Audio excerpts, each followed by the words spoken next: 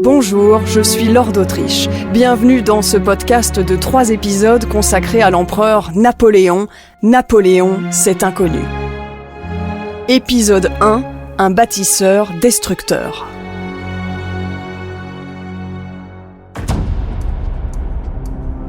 Paris, 24 décembre 1800.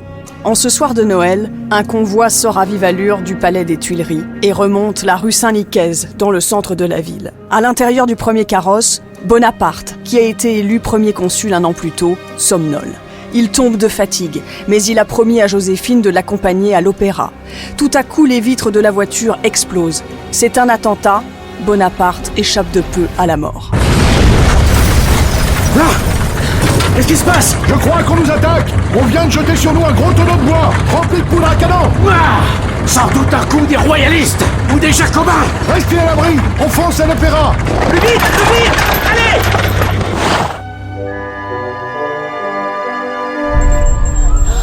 Mais qu'est-ce que ça veut dire? Comment aurait-on tiré le canon à cette heure? C'est terrifiant. Et puis je l'aurais su. Le premier consul est vivant? Oui. C'est Bonaparte. Ces coquins ont voulu me faire sauter. Nous les arrêterons. J'en ferai une justice éclatante. Vive Bonaparte! À tout juste 30 ans, pas encore empereur, Bonaparte voit son pouvoir grandir depuis son coup d'État. Il est premier consul, a été nommé pour 10 ans, rééligible à vie, et cela ne plaît pas à tout le monde. Il contrôle déjà la presse. Sur les 70 journaux français, il en fait fermer 60. Je redoute 3 journaux plus que 100 000 baïonnettes. Ce n'est pourtant que le début.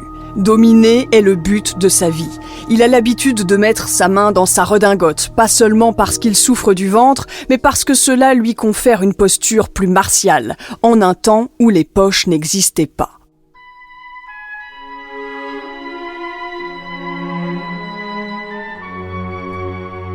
À cette époque, Bonaparte a tout à apprendre. Il ne connaît rien à l'administration ni à la géographie, mais il a une excellente mémoire. Et en 5 ans, sans relâche, de 5 heures du matin à minuit, il transforme les institutions. La création du code civil, des départements, le ramassage des ordures, la numérotation des maisons dans les rues, c'est ce qu'on lui doit. L'université, le baccalauréat, c'est lui aussi. Dans les archives nationales, le nom des premiers lauréats est inscrit à la plume sur des bouts de parchemin, comme sur ce document de 1810 présenté par Cécile Fabrice, conservatrice du patrimoine. Nous sommes donc à l'Université impériale, diplôme de bachelier ès-lettres au nom de Napoléon, empereur des Français, roi d'Italie et protecteur de la Confédération du Rhin. Ce baccalauréat, il permet d'entrer à la faculté, mais il est passé sur des épreuves orales uniquement au moment de la mise en place en 1808. Ils sont très peu nombreux, les élèves qui passent le bac dans ces années-là. Les bacheliers ès-lettres, ils sont 1300. Les bacheliers ès-sciences, c'est encore moins, on est sur 38 à peu près. Uniquement des garçons. Les études au lycée sont payantes. Par conséquent, nécessité de moyens fait que le baccalauréat ne s'adresse pas à tous. On paye aussi pour passer ces épreuves, ces examens. Tout à fait. Alors, le niveau est difficile à juger puisque nous n'avons pas de copie, puisqu'on est sur un examen oral, mais on est sur un niveau d'enseignement élevé. Pour autant, et c'est inhérent à l'histoire du système éducatif et des enseignants, dès le milieu du 19e, on trouve des réformes pour augmenter le niveau, pour limiter la baisse du niveau. Ça, malheureusement, c'est aussi ancien que le système éducatif. N'est-ce pas? Aristote, déjà, se plaignait du niveau des élèves d'aujourd'hui, qui n'est plus celui d'avant. Joseph Pierre Lefebvre. Oui. Vous êtes ici pour l'épreuve de latin à l'oral, bien évidemment. Tirez une boule au sort. Boule numéro 3. Texte de Cicéron à traduire devant nous sans dictionnaire. De Senectute sur la vieillesse. On vous écoute. De senectute, seoritatem in senectute probo et eam. Sicut alium, modicam. En quelques années, Napoléon jette les bases de l'État moderne et de l'architecture que l'on trouve encore aujourd'hui, comme l'Arc de Triomphe sur les Champs-Élysées, qu'il décide de faire construire en 1806, au lendemain de sa victoire écrasante contre la Russie et l'Autriche lors de la bataille d'Austerlitz. Il s'adresse alors à ses soldats. « Vous ne rentrerez dans vos foyers que sous des arcs de triomphe !»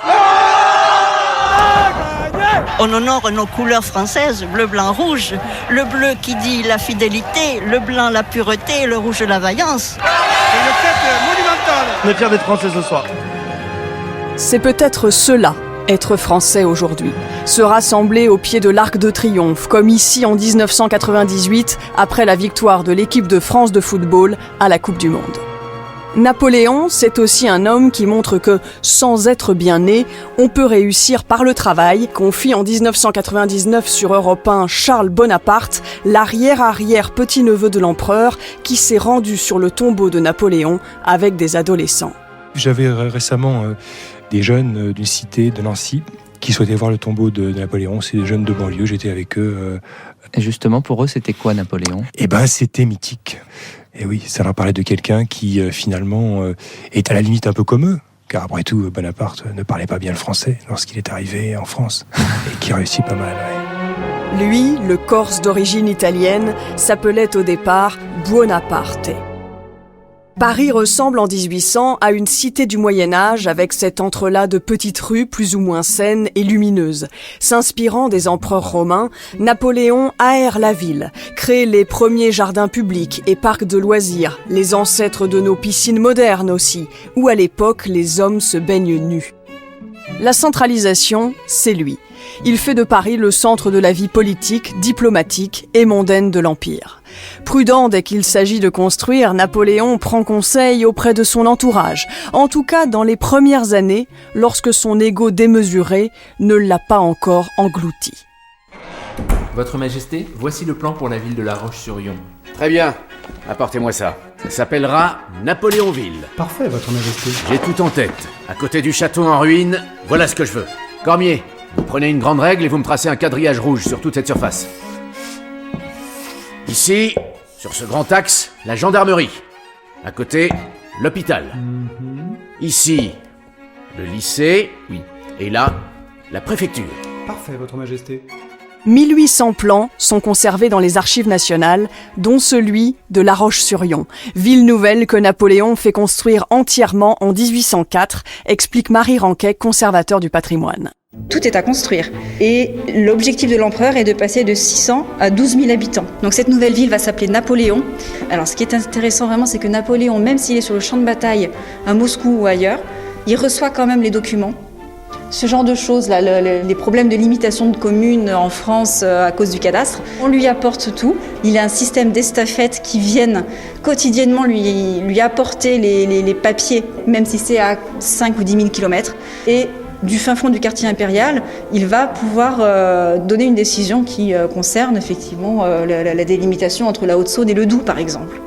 Napoléon est encore jeune, mais il prend déjà conscience de son génie militaire et administratif, y compris face à des gens plus âgés que lui.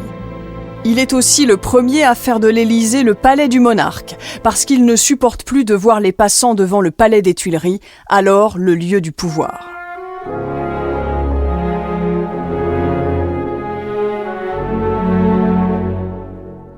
Mais voilà le premier caillou dans la chaussure de Napoléon. Il rétablit l'esclavage en 1802, un geste qui met mal à l'aise les dirigeants politiques de notre époque. Explication avec Thierry Lenz, le directeur de la Fondation Napoléon. Il s'était toujours montré très ouvert à l'abolition, puisqu'il a aboli l'esclavage à Malte, il libérait les esclaves en Égypte, et puis au début du consulat, il a déclaré à plusieurs reprises, et notamment dans une proclamation aux habitants de Saint-Domingue, qu'il ne les priverait pas de la liberté que la République leur avait donnée.